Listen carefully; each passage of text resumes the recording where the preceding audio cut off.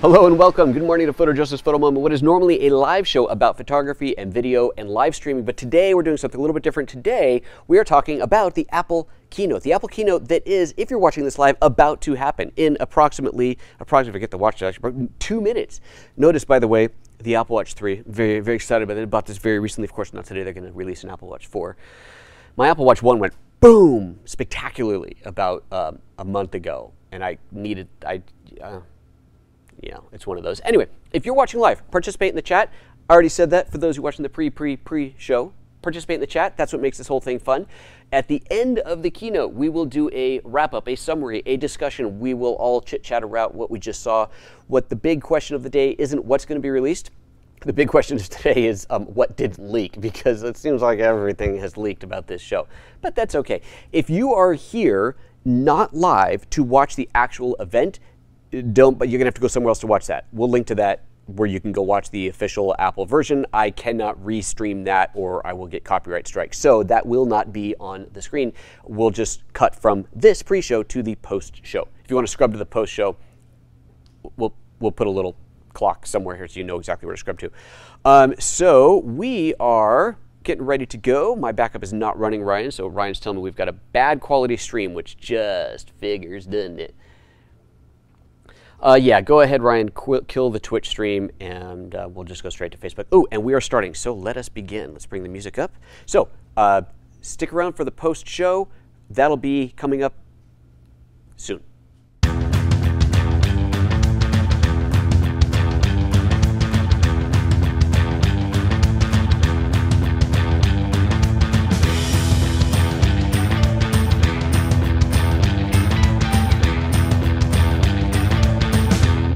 Good morning, good afternoon, and welcome to PhotoJoseph's Photo Moment. This is the post-Apple special event wrap-up. We're going to chit-chat about what we just saw. We just sat through 2 whole hours of live keynote, and it was pretty good. It was pretty good. You know, nothing too totally epic, unfortunately, nothing unexpected, because the Apple leak machine was in full force over the last couple of months almost. My God, we've been getting some bad leaks out of there. Did you guys hear? So the Apple Watch. Did you hear how that one leaked? That someone found actual Apple artwork on apple.com by simply typing in the URL of, I guess, an old Apple graphic, an old Apple Watch graphic, and just like changing one of the numbers, probably 2017 to 2018 or something like that. Someone basically got lucky, was just punching in URLs and found, I mean, just, oh my God, the mistakes. You just kind of wonder what's going on. Many of you know I used to work at Apple, and security was such a big thing. It's so hard to understand how some of these mistakes get made. Obviously, things out of the supply chain are pretty hard to control. I mean, stuff coming out of China, things that are being manufactured there, you've got so many people involved, and it's inevitable. Stuff like that's going to leak. But a graphic on the actual Apple website, oh, that is tragic. Anyway, we are here to talk about what we just saw, see what you guys think, see if you have any things that you're excited about, see what got you on fire the most about it. And we're going to do this with the live chat room here. And by the way, I would like to tell you that we will be doing an unboxing of a brand new Apple Watch Series 4 and a brand new iPhone XS on Friday, the day that they start shipping. So that would be, is that next Friday? That's next Friday, so a week and a couple days from today.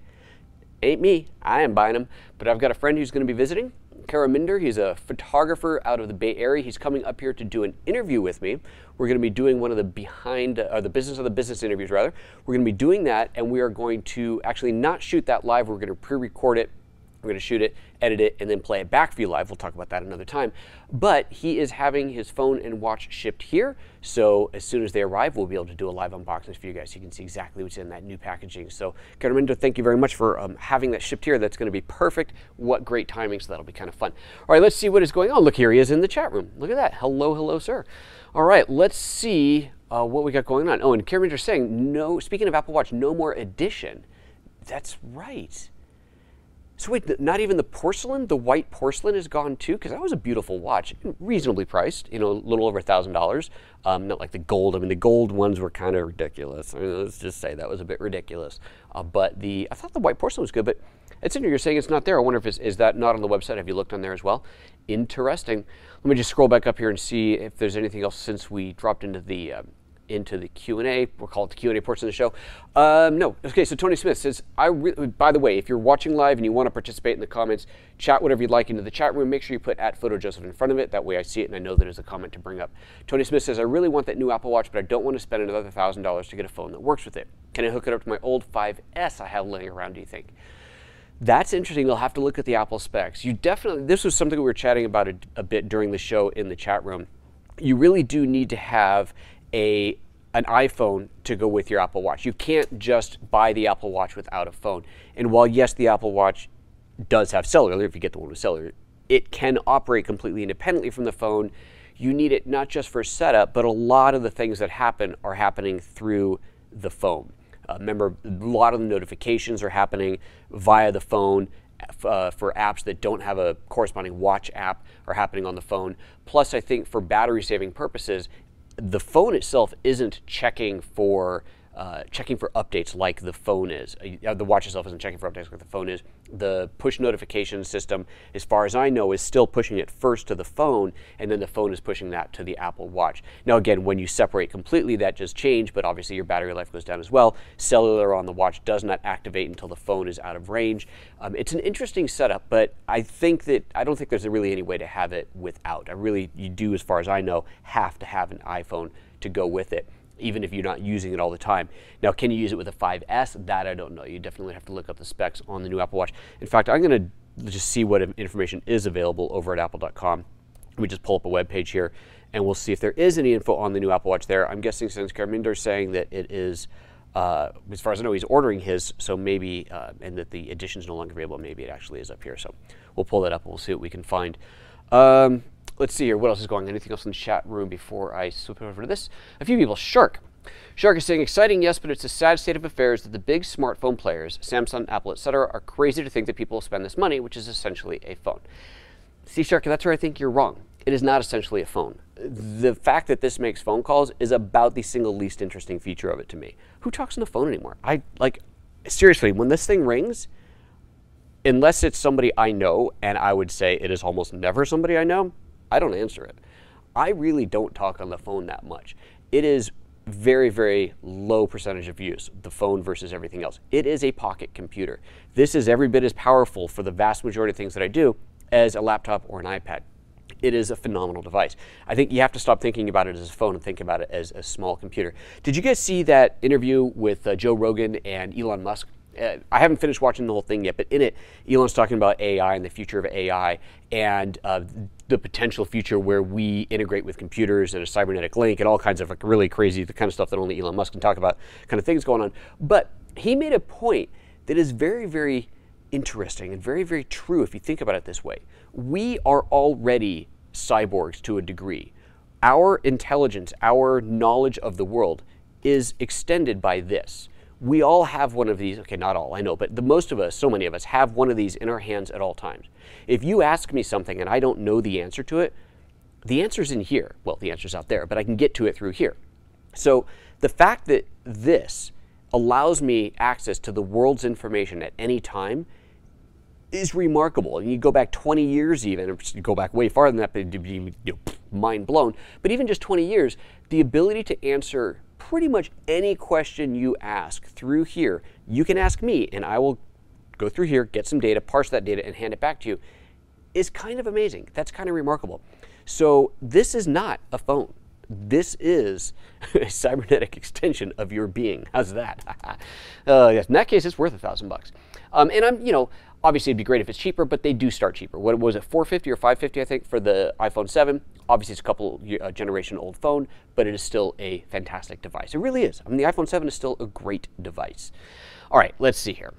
Alexander Barbosa says, how do you feel about the smart HDR in the new iPhone's camera? Well, it certainly sounds good. So HDR is the exposure of multiple photos, a darker, a brighter, and then the standard exposure, blending those pieces together. The smart HDR seems to be doing something a little bit more than that. It's really concentrating more on not just a longer or shorter exposure, but concentrating those other exposures on the highlight detail data and on the shadow detail data, and then merging that together. So just an advancement in HDR, which sounds great, because HDR, frankly, let's be honest, often looks like trash. I will say that the built-in HDR on the phone is probably one of the best built-in HDRs you find. I shoot built-in HDR on my Lumix cameras quite often, and it's good, but it's, you know what, it's good enough for a lot of stuff I use it for, but it definitely could be better. So anything that could improve that to make that HDR image look like it's not an HDR image, like it was just shot with a sensor that had more dynamic range to begin with, that's the goal. That's what we want. We don't want to have that telltale HDR look. We want it to just look like a normal photo with extra shadow and highlight detail without looking too flat. And that is always the challenge, right? If you take an image where if your normal 8-bit range of images here, but your highlights are way up here, your shadows are way down here, and you bring it all into scene, it has a tendency to look flat because we know, our brain looks at that and says, well, that brightness was brighter than that, but now now it's darker, so it doesn't really, it looks flat. So it's an interesting problem, but it looks like they've done a pretty good job with that. So we'll see. Obviously, we'll have to see how once we get one in our hands, which I'm not going to have personally, but with Karaminder here, sharing his, maybe we'll get to go out and shoot some pictures with it and see what we get out of it. All right, where we go, the Mega Salad, did they just take a long press and rename it to Haptic Touch? Well, the Haptic Touch is going to be the feedback. So on the iPhone XR, the smaller, cheaper one, it's still $750, it says it doesn't have 3D touch. 3D touch is when you push on the screen, it knows where you're pressing, there's a haptic response, a bump pushing back to tell you that you've pushed on something, and something happens under it. It's basically right-clicking on the phone screen. I think that 3D touch is one of the greatest things ever. Whenever I pick up a phone that doesn't have 3D touch, I'm like, are you kidding me? How can this not be here? It is so insanely useful. For people who don't really understand the use of it, I was thinking about doing a video. Tell me, should I do a video about 3D touch and all the benefits of it? Because there are so many things in 3D touch. I'm still discovering new things. Like the other day, I was in the Reminders app, and I was looking at a reminder, and I force touched on it. Yes, it's called 3D touch, right? I 3D touched on it, and it popped up a thing to change the time of the alert. It's like, oh, I hadn't seen that before. There's always new things to discover. So I think that the new screen is not, it's haptic touch. It's not full 3D touch or 3D touch. Meaning, I think, and obviously I don't know because we haven't seen everything about it, but I think the difference is it doesn't know exactly where you're touching. I think the difference is, like it says you can do it on the camera, right? That was their example. Well, I can do that on the camera here on my iPhone X now, but I think the difference is it can get some degree of pressure. Oh, it's in the bottom right area of the phone. Let's launch the camera, as opposed to, no, you're pushing on this exact fingerprint size area. So I'm assuming that's the difference, but we don't really know. We don't really know, but it doesn't have full 3D or haptic touch, whatever the hell. Somebody tell me, what is it called? 3D touch, force touch, what is it called now? They changed the name at some point, and I always forget.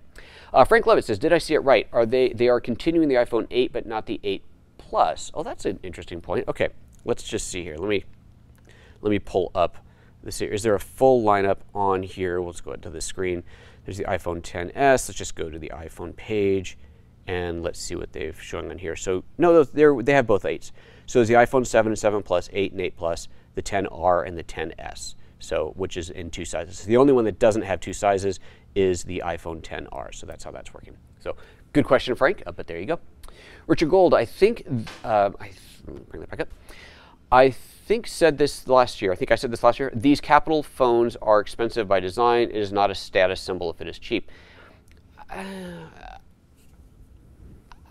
It's not about a status symbol. It really isn't. I think it's tempting to look at these really expensive phones and say it's a status symbol. And clearly, in some markets and to some people, it is. I'm not going to dispute that.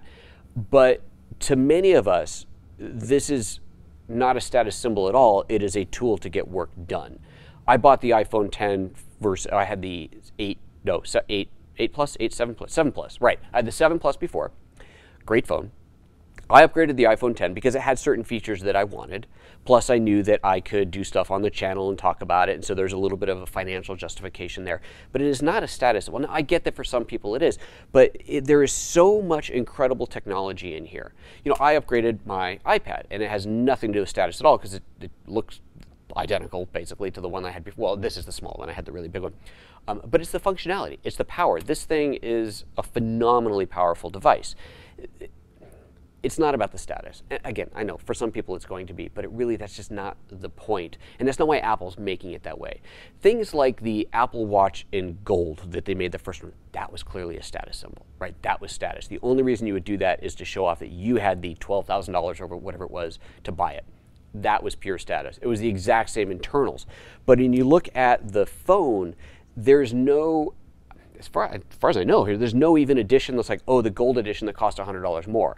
They're all the same cost. You can choose your color. It's just all the same cost. It's really about the size and the capability of the phone. That's my take on that. That's what I think. All right, let's see here. Tony, I wish I could stay for the rest of the Q&A, but I've stayed too long as it is. Back to work. Thank you for tuning in, Tony. Appreciate it. We'll see you next time. Thanks for tuning in. All right, let's see here.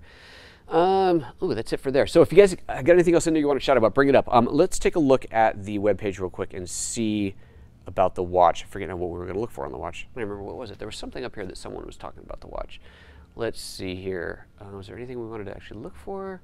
Oh, the 5S. Let's find out if, let's look at the specs on here and see, oh, not the iPhone XS. Let's go back to the watch and see if it says what the minimum iPhone pairing with it is. So overview design, health, workout, activity, connect. Let's see here, watch the films, don't want to do that. It's going to be buried somewhere. God, the Apple websites are always so beautiful. I mean, seriously. They do such a good job with these things. I wonder what platform this is running on. Let's see here, where would we find that? We need tech specs on the watch. Usually you see like a tech specs up here. Let's go to connect and see what that tells us. The freedom of cellular. Right, let me just search iPhone on the screen. 7 matches. Oh, that's all just down there. Oh, wireless service plan, Apple Watch Series 4. Here we go. Here we go. Perfect. This is what we wanted to see. Apple Watch Series 4 GPS with cellular requires an iPhone 6 or later with iOS 12 or later. So there you go. There is the answer to your question. So I am sorry, Tony Smith. I know you probably just left already, but the 5S isn't going to cut it. Sorry. No bueno. Let's see anything else on there. So there you go. If you want to buy the iPhone, or rather the Apple Watch Series 4, you need to have an iPhone 6 or better. Richard Gold, I agree. I'm still using my 6. I'm more speaking to folks complaining about the prices. Well, when it comes down to price, obviously price is a huge deal. I mean, everybody's got a price comfort level, a limit to how much they're willing to spend or able to spend on things. And if you just remove the fanciness from it, remove the latest and greatest tech, the fact that you can get a smartphone, even forget about Apple, the fact that you can get a smartphone, Huawei or Huawei, how's it pronounced, Huawei or whatever it is making phones that are, I think, even like a couple $100. The fact that you can get a smartphone for that cheaply is remarkable. And if you had it on a cellular plan, it's basically you're paying more for the cellular plan than you are for the phone itself. That is fantastic. That totally brings it down into the reach of, obviously not everybody, but the vast majority of people who want a phone can afford a phone. And it's not about just having a phone, it's about having access to the world's information. It really, really is. It's kind of special. It's kind of cool. It's an interesting time that we live in. All right, let's see anything else. Atheus had said, the reason iPhones seem more expensive than the Android flagships is because you don't become a product when you use them. Apple gives you the OS and half a decade of updates. Yeah, there's something to be said for that. The fact that the iPhone 7 is still actively for sale at apple.com because it's still a totally usable, compatible device, that really does say something. Okay, anything else? Nothing else on there? I guess we're going to call it there. We're going to make it a short post show today, which is fine by me. Got stuff to do. Thank you very much, everybody, for tuning in. That was fun. It was enjoyable to watch the keynote with you guys. It was a small group today, which I realized I had Ryan check in the middle of the show. Historically, Apple has only streamed the keynote through Safari browsers. If you tried to watch the keynote with Chrome, you couldn't. You had to use Safari. And a lot of people did not want to do that. They're not willing to download or install Safari, whatever. So they ended up finding it on my YouTube page. So there was a point a year ago, we had almost 1,000 people watching. The numbers today were nowhere near that, but it turns out that it was in Chrome. And Ryan, tell me again, there was another, you said something else in my ear. Apple had their own YouTube stream. Oh, well, that's definitely a good reason to not watch mine. Darn. Oh, well. I guess they realized people like me were streaming it, and they may as well collect the ad revenue on their own. There were a couple other comments coming up in here. Excellent.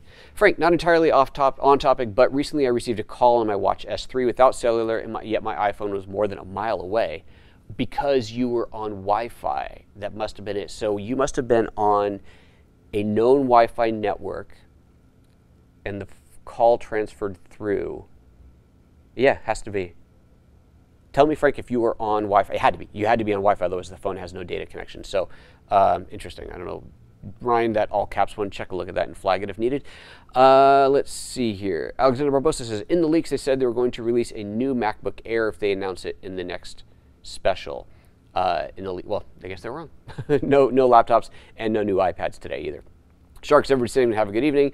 I guess this comment's okay. If you do not have me come and get me, I will get. I have no idea. It's just somebody being silly. Okay. All right, folks. Thank you again for tuning in. This time we really are going to cut it off. Take care of yourselves. We'll see you on Friday for a show. We're going to be talking about the BenQ monitor, this massive 4K monitor that I have that I've been needing to talk about for a while. I've got the extra information I need, so we can finally do a show about it. We'll see you then. Bye-bye.